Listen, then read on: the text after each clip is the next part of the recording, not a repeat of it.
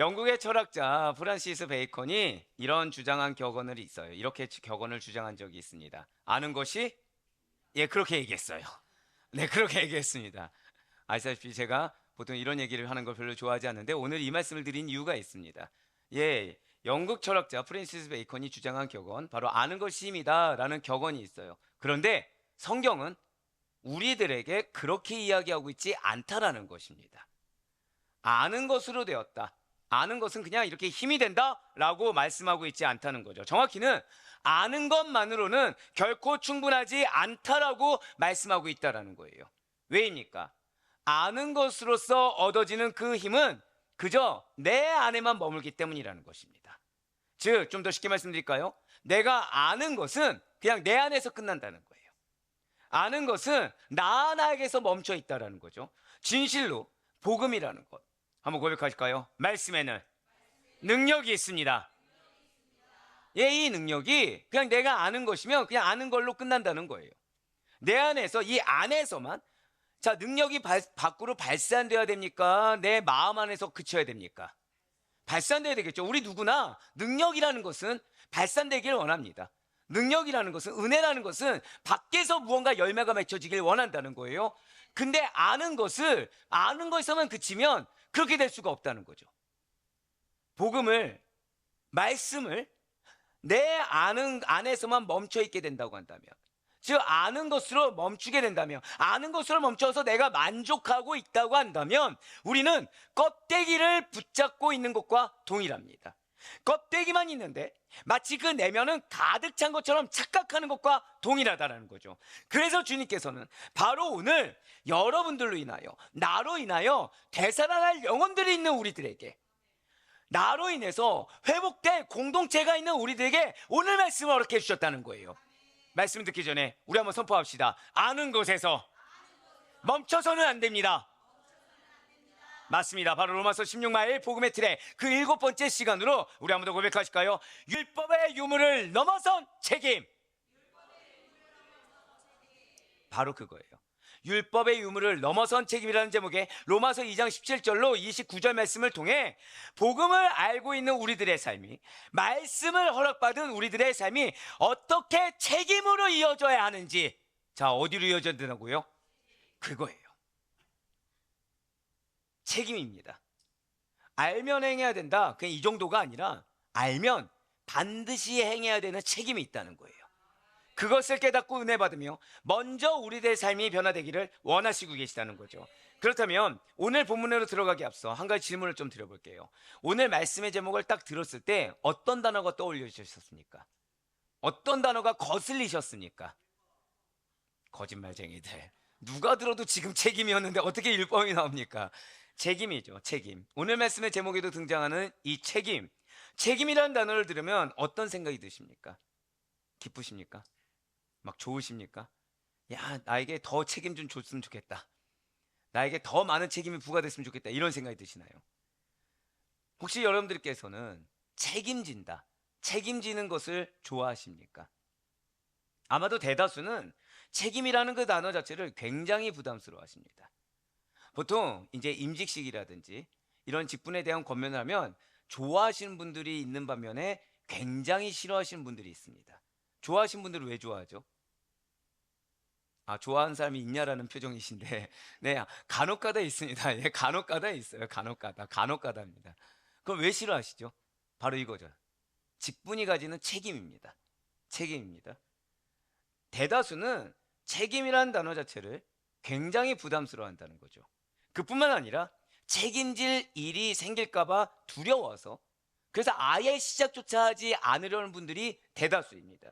무언가를 맡거나 시작하게 되면 책임 소재가 발생하다 보니까 아예 일을 시작하는 것에서조차도 시도조차 하지 않거나 처음부터 일을 벌리려고 하지조차 않는다라는 거죠. 주어진 삶이 있어요. 변화되기 원합니다. 하지만 주어진 삶에 대해서 낙관론을 펼치면서 말로는 그냥 순종한다고 합니다. 비를 맞든 바람을 맞든 그 자리에서 가만히만 서 있으려고 한다는 거예요. 그러다가 가끔 열매가 위에서 떨어지면 먹고 아니면 굶어 죽어도 괜찮습니다. 하나님의 계획이 있겠지 하지요 라고 얘기한다는 거예요. 하지만 실상 그 마음은 어떻습니까? 정말 주어진 삶이 만족스러워서 순종하겠다는 의미입니까? 아니면 이 마음속에 열망이 가득한데, 이 마음속에 원하는 의지가, 욕심이 가득한데 정작 책임감을 가지고 성실하게 무언가를 행하는 것에 대해서는 거부감이 들고 굉장히 부담스러워하는 것입니까? 사실은 니즈가 있다는 거예요. 누구나 원하는 것은 있다는 거죠. 근데 정작 무언가를 책임을 지는 것에 대해서는, 지금 하는 것에 대해서 더 큰 무언가를 하는 것에 대해서는 부담스러워하고 거부감이 든다는 것입니다. 그런데 이것이 오늘날 주님께서는 고백하실까요? 게으른 영성. 맞아요. 게으른 영성을 가진 무기력한 그리스도인의 모습이라는 것입니다. 그리고 이러한 게으른 영성을 가진 무기력한 그리스도인의 모습, 정확히는 책임 회피의 영적 현실이라는 것은 고백하실까요? 책임 회피. 맞아요. 책임을 회피하는 영적 현실이라는 것은 오늘날 뿐만 아니라 사도 바울 당시에 유대인들에게도 그대로 나타났다는 것입니다. 분명 자신들은 다르다고 같은 공동체 안에 이방인들을 정죄했던 사실을 우리는 지난주까지 계속해서 들었어요. 자신들은 다르다고 했습니다. 자신들은 율법을 가졌다고 이방인들에게 으스대며 자랑했습니다. 핏줄이 다르다고 해요. 갖고 있는 지식이 다르다고 해요. 너희와 완전 다른 삶을 살고 있다고 자랑하면서 그들이 하는 행동 하나하나 지적하고 정죄하며 나는 다르다고 으스대었습니다. 하지만 정작 스스로는 하나님께서 기껏 선물 허락하신 그 율법을 지키지 않음으로 말미암아 고백하실까요? 하나님의 능력을 삶에서 드러내지 못했습니다. 바로 그거라는 거죠. 정작 말로는 그러면서 하나님의 능력을 삶에서 드러내지 못했다라는 것입니다. 그래서 유대인들은 무익한 자라나 악평을 받을 수밖에 없었다는 거예요. 입술은 살아있습니다. 삶이 살아있지 못해요. 말은 잘합니다. 근데 삶에서는 하나님 보시기에 무익하다라는 얘기 외에는 다 드러낼 것이 없었다라는 거죠. 그렇습니다. 우리는 가장 먼저 하나님께 유익한 자가 되어야 함을 잊지 마시기 바라요. 내 말이 중요한 것이 아닙니다. 내가 그렇게 여기는 것이 중요하지 않습니다. 하나님의 평가가 중요하다는 거예요. 율법을 가졌다고 해서 전부가 아닙니다. 말씀을 좀 더 많이 알았다고 해서 전부가 아닙니다. 율법 그대로, 말씀 그대로, 하나님께서 깨닫게 하신 그대로 살아야만 한다는 거예요. 다른 사람과 다르다고 우월감을 느끼면서 말만 하는 것이 전부가 아니라는 거죠. 다르면 다른 증거를 보이며 살아야 된다는 것입니다. 그래야 하나님께 유익한 자가 될 수가 있다는 거예요. 반드시 기억하시길 바랍니다. 율법을 아는 자는, 말씀을 깨닫는 자는 실천할 책임이 있다는 것입니다. 사명이 있는 자는 그 사명에 합당하게 변화되어서 살아야 될 책임이 있다는 거예요. 내 삶 가운데 불만이 있으십니까? 그럼 내가 원하는 삶의 목표치가 있다고 한다면 그 목표치에 맞춰 살아야 될 책임이 있다는 거예요. 내 삶에 변화될 목표를 누가 주셨습니까? 하나님께서 주셨죠.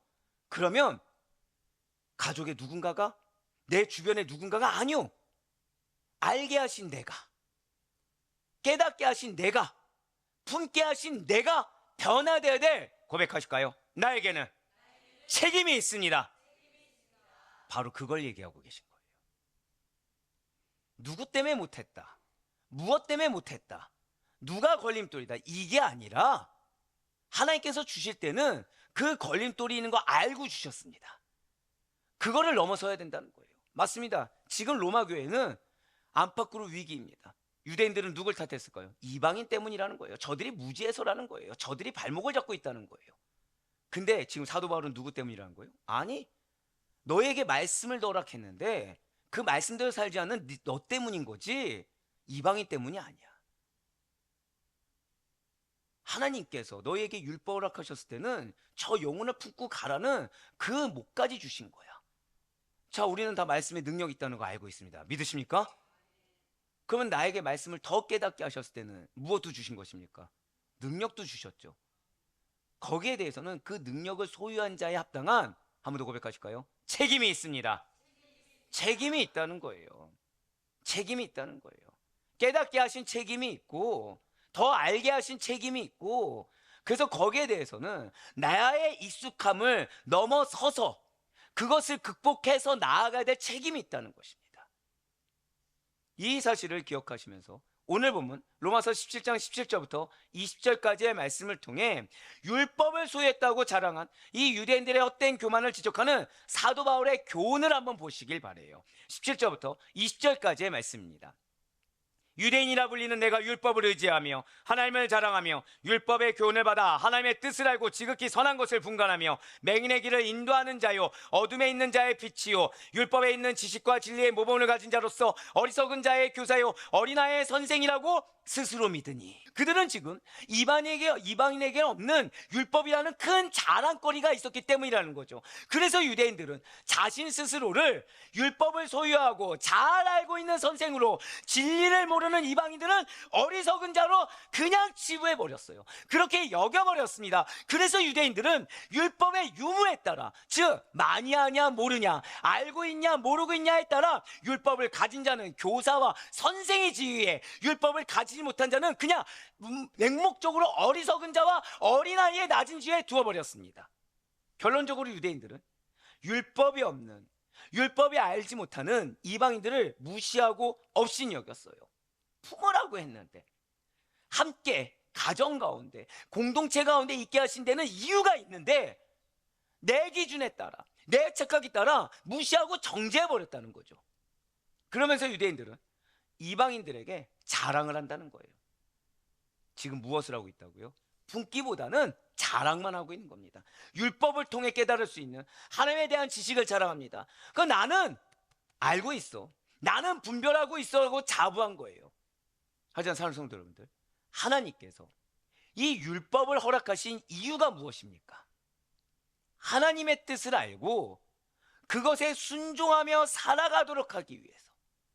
그래서 그 율법을 실천하는 나를 통해 고백하실까요? 하나님이 증거되어야 합니다.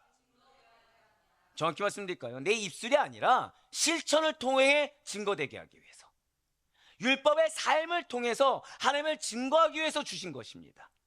다른 사람 위에 군림하거나 자랑하라고, 있는 척하라고, 그것이 전부인 양 착각하며 살라고 주신 것이 아니에요. 더욱 안타까운 것은 유대인들은 이방인들에게 이 율법을 함께 나누려고 하지 않았다라는 거죠. 은혜의 선물로 주신 율법을 마치 자신들만의 전유물인 것처럼 자랑하는 데 그쳤습니다. 그러면서 이방인에게는 무지하고 열등한 존재라는 낙인을 찍은 채 정작 이방인들에게 율법을 통해 하나님의 진리를 가르치는 책임, 우리 고백하실까요? 나의 삶을 통해 가르칠 수 있어야 합니다. 자, 지금 무엇을 통해 가르친다고요? 내 말로 가르치는 게 아니에요. 삶을 통해 증거하면서 그들이 율법을 접할 수 있어야 됩니다. 말씀을 접할 수 있어야 됩니다. 아, 말씀은 이런 것이구나. 아, 예수 그리스도는 이런 것이구나. 정말 이 말씀을 듣는 자는 이런 것이구나라고 그들이 배울 수 있어야 되는데, 정작 그 책임은 회피하더라는 거죠. 진실로 유대인들은 율법을 소유하고 있다, 율법을 알고 있다는 그 사실만으로 스스로 의롭다고 여겼어요. 난 좀 달라졌다라고 여기고 있다는 거죠. 난 좀 다르다고 여기고 있습니다. 그러나 정작 그렇게나 자랑하던 율법을 스스로는 절대 지키지 못했다는 것에 큰 문제가 있습니다.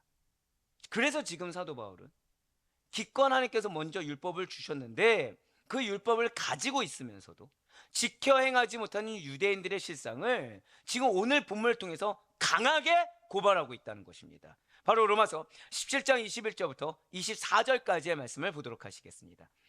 그러면 다른 사람을 가르치는 내가 내 자신은 가르치지 아니하느냐? 도둑질하지 말라 선포하는 내가 도둑질하느냐? 간음하지 말라 말하는 내가 간음하느냐? 우상을 가증히 여기는 내가 신전 물건을 도둑질하느냐? 율법을 자랑하는 내가 율법을 범함으로 하나님을 욕되게 하느냐? 기록된 바와 같이 하나님의 이름이 너희 때문에 이방인 중에서 모독을 받는도다. 아멘. 유대인들이 아무리 외적으로 거룩해 보이려고 해도 그 율법, 그 말씀을 삶으로 실천하지 아니하면 그 모든 자랑은 오히려 하나님의 이름을 욕되게 하는 결과물을 낳게 됩니다. 즉 내가 징계받을 만한 결과물, 내가 심판받을 만한 결과물들을 나는 계속 쌓게 된다는 거죠. 율법은 어떠한 장식품이나 훈장이 결코 아닙니다. 율법은 먼저 그 삶으로 순종하라는 하나님의 명령인 것입니다. 하나님의 뜻에 따라 살라고 주신 계시인 것이지, 나 자신을 드러내기 위한 자산이 결코 아니라는 거예요. 그렇기 때문에 말씀을 참되게 아는 자는 더욱 겸손해야 됩니다. 더욱 자신을 쳐서 복종해야 되고, 자신의 어제와 다른 오늘 모습이 돼야 되고, 오늘과 다른 내일 모습이 돼야 되며, 그러한 자신의 변화된 모습이, 고백하실까요? 반드시 증명되어야 합니다. 그렇습니다. 말씀만, 입술만 계속해서 변화된 모습이 아니라 삶이 증명돼야 된다는 거예요. 그러나 유대인들은 그렇게 하지 않았다는 거죠. 그들은 율법을 소유한 그 사실 자체에만 의미를 두었어요. 자, 방금 뭐라 말씀드렸어요? 어제보다 말씀 오늘 더 알았다는 거예요. 여기에만 의미를 두었습니다. 내가 새로운 깨달음을 더 알았다는 거예요. 내 사명의 길에 좀 더 명확한 무언가가 한 가닥이 보였다는 거예요. 거기에 의미를 두었습니다. 보이면 뭐합니까? 걸어가지 않았는데. 내가 알면 뭐합니까? 가지 않았는데. 근데 거기에만 의미를 두고 그 율법이 삶을, 고백하실까요? 말씀은 나의 삶을 통째로 변화시킵니다. 그 능력에는 관심이 없었어요. 반드시 기억하시길 바래요. 여러분들의 삶을 먼저 통째로 변화시키길 원하십니다. 내 눈에는 다급한 영혼이 보이고, 내 눈에는 다급한 상황이 보이죠. 그만큼 누가 다급한 거예요? 내가 지금 다급한 거예요. 그래서 지금 나에게 먼저 주시는 겁니다. 나는 어쩌면 어떤 누군가로 인해 마음이 어려울 수 있어요. 근데 나는 이 누군가 때문에 내 마음이 어렵다고 생각하지만, 사실은 나는 말씀보다 누가 더 큰 거예요? 이 누군가가 더 큰 거예요. 지금 말씀보다 이 누군가가 더 크기 때문에 하나님은 지금 누가 통째로 변화돼야 되는 겁니까? 내가 통째로 변화돼야 돼요. 그래서 내 마음을 어렵게 하는 저 영혼, 저 상황, 저 환경에 대한 하나님의 뜻을 발견해야 되는 것입니다. 뜻이 보이지 않으니까 마음이 어려워지는 거예요. 뜻이 보이지 않으니까 내 익숙함을 버리지 못하는 겁니다. 뜻이 보이지 않으니까 말로는 거룩하고, 말로는 사명, 말로는 말씀이지만 내 삶이 전혀 변화되지 않는 것입니다. 율법이 이 유대인들의 삶에 진정한 의미가 되고 진정한 실천이 되지 못했습니다. 결국 그들은 끝까지 율법의 껍데기만을 붙들고 끝나게 됩니다. 유대인들의 교만함으로 인해서 율법의 본질이 그들의 내면을 변화시키지 못했다는 거예요. 그러니까 우리 가정에, 우리의 삶에 같이 그 능력을 맛보라고 주신 말씀을 내 삶 가운데 실천하지 아니하니까, 그냥 내 교만으로 자랑만 하고 있으니까 나도 공허하고 상대도 공허하고, 지금 뭐라 표현 들었어요? 나도 공허하고 상대도 공허하고. 그러니까 날선말이 나오는 거예요. 트러블이 생기는 거예요. 그러니 계속 뭐만 나와요? 원망만 나오고, 불평만 나오고, 이것만 됐더라면 핑계거리만 나오는 겁니다. 바로 유대인들이 그러했어요. 하나님께 받은 선물인 율법을 자랑은 합니다.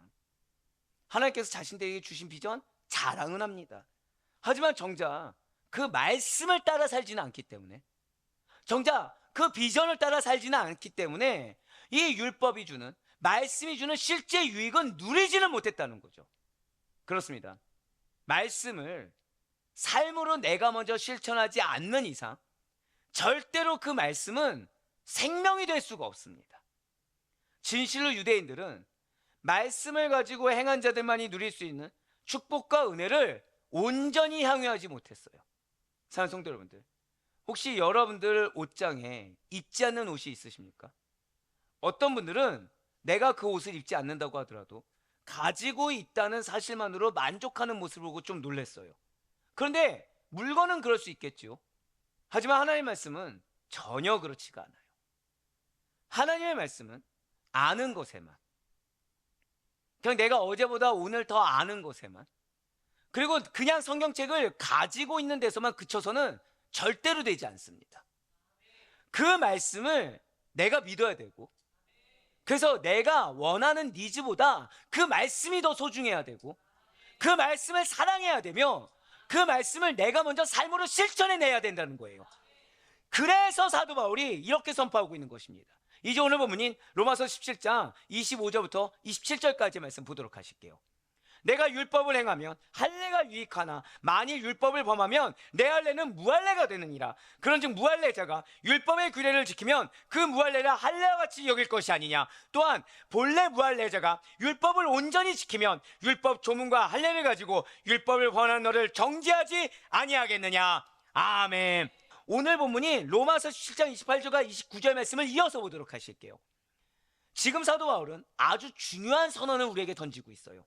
무릇 표면적 유대인이 유대인이 아니요 표면적 육신의 할례가 아니라 오직 이면적 유대인이 유대인이며 할례는 마음에 할지니 영에 있고 율법 조문에 있지 아니한 것이라. 그 칭찬이 사람에게서가 아니요 다만 하나님에게서니라. 아멘. 나는 성장했다고 성숙했다고 믿는데 하나님 보시기에 아닐 수가 있다는 거예요. 그렇습니다. 형식이 아니라 본질입니다. 겉모습이 아니라 속사람입니다.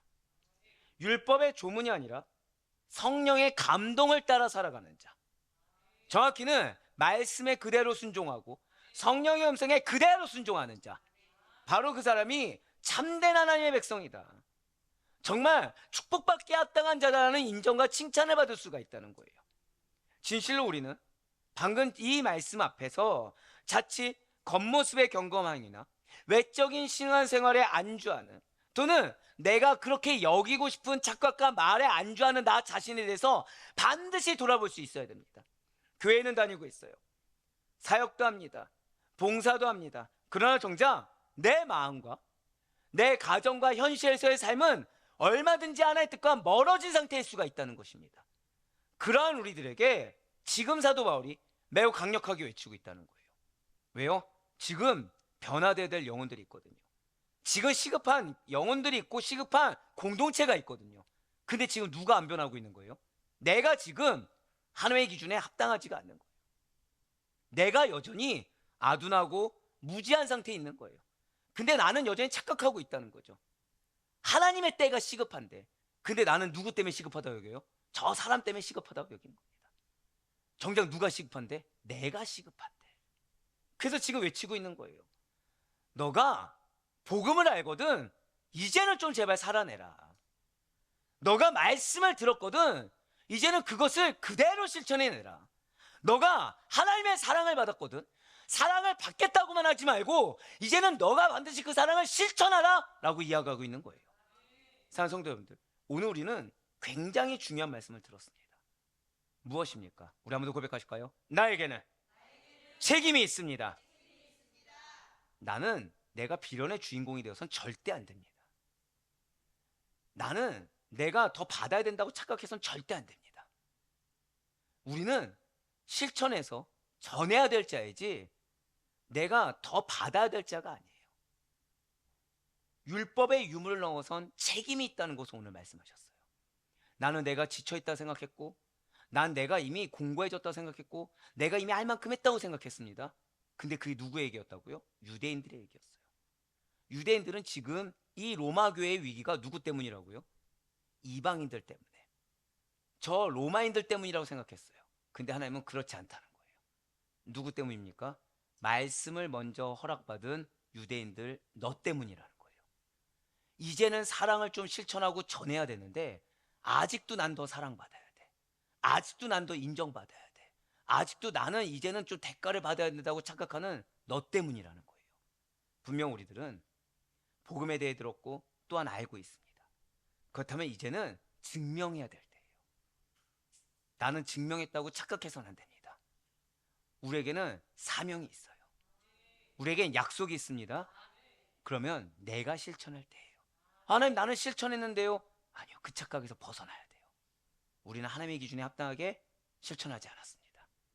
우리는 나보다 더 실천한 자가 있으면 그 자는 그럴 수 있다고 여겨버립니다. 하나님께서 일부러 보고 아직 택도 없다는 걸 깨닫게 하시기 위함인데 나는 그렇게 여기지 않는 거예요. 진실 우리는 자랑하는 자가 아닙니다.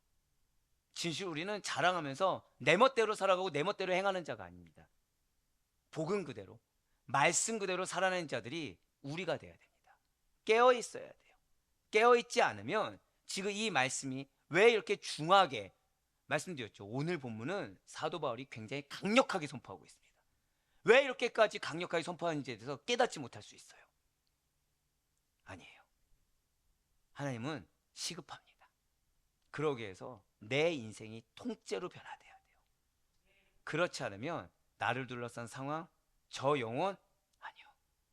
그거에 대한 책임을 하나님께서 나에게 물으실 것입니다. 가정에 누군가 변화되지 않았습니까? 공동체에 누군가 변화되지 않았습니까? 직장에 누군가 변화되지 않았습니까? 나는 그들로 인해 내가 상처받았다고 계십니까? 빨리 그 생각을 버리시고, 그거 역시도 영적 우월감입니다. 그리고 나의 삶 가운데 변화되길 원하시는 하나님의 뜻하심이 그대로 실천될 수 있는 우리가 되길 간절히 소망합니다. 그래, 바라옵고 얻기는 그리스도를 믿는 자에 합당한 삶으로 그 책임을 다하시는 성실한 자들, 그런 복음의 능력, 말씀의 능력을 경험하고 증거하는 여러분들로 말미암아 하나님 나라가 임하고 주의 역사가 일어나는, 그래야 하나님께 책임감 있는 성도들로 유익한 성도들이라고 칭찬받으며 나아갈 수 있는 우리 모두가 되기를 간절히 소망합니다.